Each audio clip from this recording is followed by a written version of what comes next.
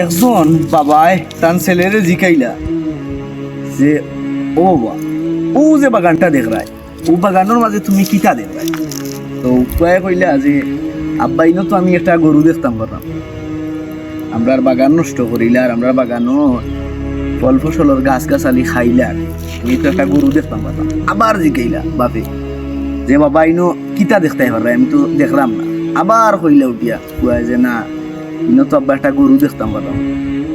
OLA 2-3 বার জিকানির উপরে তখন বাপে যখন আবার জিকাইলা যে ইনো কিতা দেখলাই দেখো, তখন ফুয়ায় উঠিয়া কইলা যে আব্বা তুমি বারবার কিতার লাগি একটা ফালতু হতা জিকা হতাই, তুমি দেখতেই পারে না নিউ কিতা। অতটুকু আর পরে বাপে ওখান কইলা উঠিয়া যে তুই যে সময় ছুটো আসলে এই সময় যে কোনো জিনিস আমারে দেখাইয়া 100 বার 120 বার 130 বার 150 বার মতো জিকাই, তখন কিন্তু আমি এমন কোনো উত্তর দিতাম না যে উত্তরের কারণে তোর অন্তর তুই কষ্ট পাস। এমন কোন উত্তর আমি দিতাম না যে উত্তরে তুই আমি বাপরে তুই ঘিন্না করস। এখন যে সময় আমরা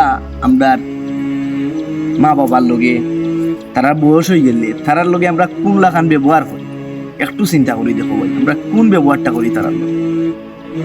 আমরা কি তারার হক আদায় করতাম পারলাম? ভালো থাকবা, সুস্থ থাকবা, আর ভিডিওটা সবার কাছে পৌঁছে। সালাম।